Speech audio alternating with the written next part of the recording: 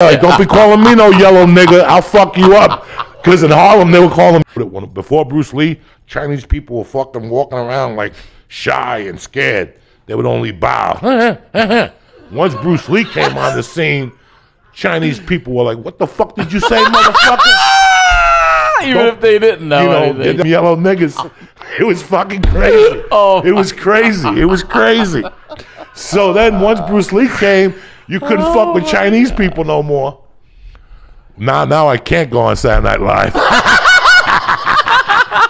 That poor bastard.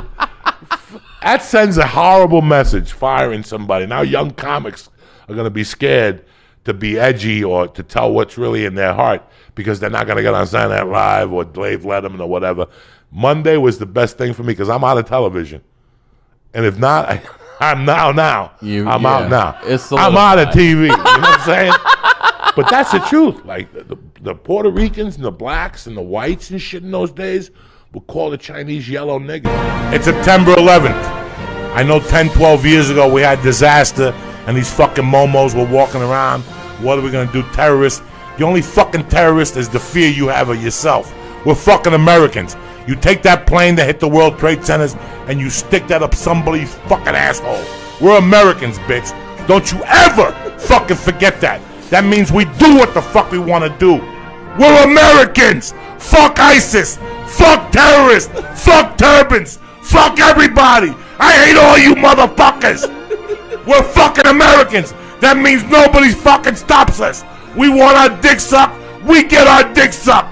That's what an American does. Ask the fucking pilgrims. Fuck 9/11. Fuck 9/11. It'll never happen again.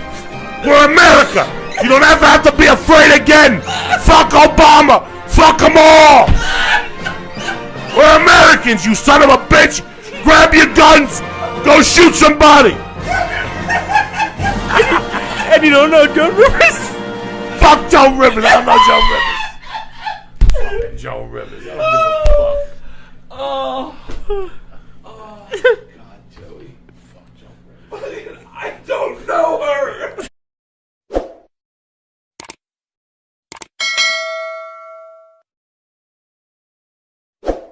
So I'm hanging out down there on 88th Street playing buck and killing rats. 148th Street, complete. 6 years old, you're killing rats. Complete different game. First day on 148th Street, they came up to me, how you doing? Ricky, whatever, and all of a sudden they're like, what do you want to do? I'm like, I don't know, I want to play stickball. And they're like, nah, you want to see a body? I'm like, what are you talking about? They're like, let's go see a dead body. I'm like, I like these kids. They took me down to West Side Avenue, and they had some guy who had been hit by a car. This is the 70s. This is like 65. There was no CSI. If you got hit by a car, you were there for like 2 or 3 days. You saw that your first dead body. The first dead body I saw, he was already had the flies on him, and they just threw plywood over him, and he was starting to stink like from 10 feet away. Like he had just been there maybe like these kids were. He was right by the Hudson River, and we would walk down to the Hudson River. And then finally 2 days later we went down there. It was a crime scene, obviously. Some fucking, in those days people didn't jog. Yeah. It's not like today that there's jogging. Yeah, I can kill you. I can kill you and drop you on a 170. They'd never find you. Today these fucking joggers, they're out there looking around. And they always find bodies, joggers. It's not like they find like a $20 bill. You never see a jogger go, I found an envelope full of money. They always find some lady beat up and raped. What the fuck kind of morning is that?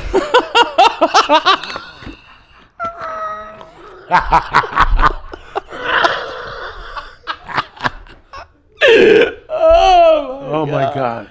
Oh shit. We're only at 6. All this, we're only at 6. I always knew he was a pukey fuck. But the only thing he ever said on his one good arm was he spoke about a game named Buck Buck. Yep. That's another New York City game. We used to have that on Fat Albert, too. That's Buck Buck. We bucked every day. You can't you buck run and jump on somebody's back, right? You jump on somebody. Yeah. That's why all these kids got that nucleosis shit with the fucked up back. Scoliosis. Whatever the fucked up These little fat kids today, they all got scoliosis because they don't play buck. When I played buck, it might be some dog, not one kid in my neighborhood's got scoliosis. He might have had a punctured lung, but scoliosis did not exist in my neighborhood because we played buck, and the girls played too. So if I remember correctly, so somebody grabs on a wall, or whatever, they bend over. You're standing up, He's but you're bent in a 90. So I'm the pillow. I'm and then you against the connect wall like a centipede, with my right? neck, and we all connect like centipedes. And then somebody sprints from back and 30 yards, leaps, sprints and leaps. and legs out, like drop Bam, their ass on your spine. On your spine. And you're supposed to try to hold. You're holding on. So what you do is But then does that person stay and another one comes, or do they get off? we have It just strategies. keeps going, right? Some assholes would just jump over, they'd play to be frogs. Yeah. Me, I play to fucking win. So I would jump. I'd tell you, Ryan Sickler, who's the weak link in that? Bert Kreischer. Everybody jump on Bert. Everybody jump on everybody jump on Bert. Right. So we would all just get But Bert. I'm saying you go first, but do you get to stay on the Bert's back and then the next part until he breaks, I could right? crawl all the way up. Oh, okay. Let's say you put the skinny guy up front. Okay. Because there's different rules. There's English rules. There's black rules. Yeah. There's white rules. Right. Black people didn't give a fuck. Where they landed, they landed. They had afros.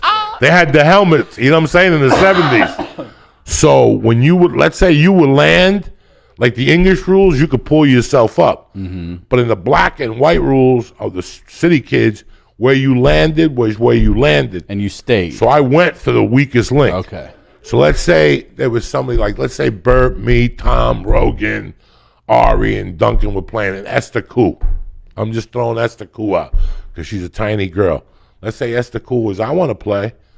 Our plan is to break Esther Koo. Yeah, I'm So running up wherever there Esther and Koo dropping on lands, Esther. we're just going to keep.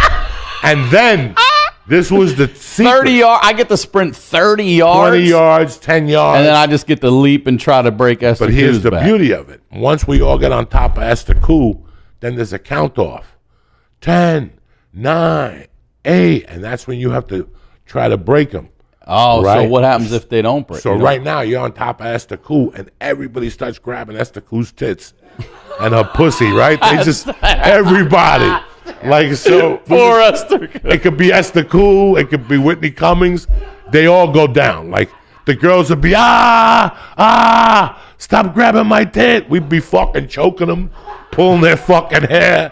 So girls weren't allowed to play. After a while, girls were like, that's too rough. Yeah, no shit.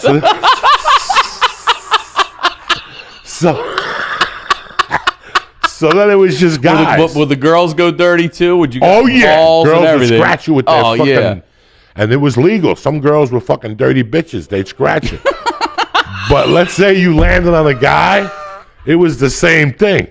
It was and it was punching him the ball, grabbing his ball, everything. and he'd be yelling, "Stop grabbing my balls! One of you is a faggot!